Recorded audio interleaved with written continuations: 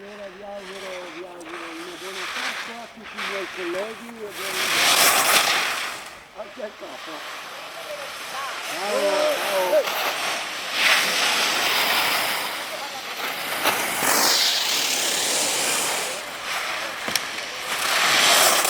A sinistra, perché veramente se no ti scarica fuori senza stress, senza problemi, andare abbastanza, decisi verso l'avanti e trovare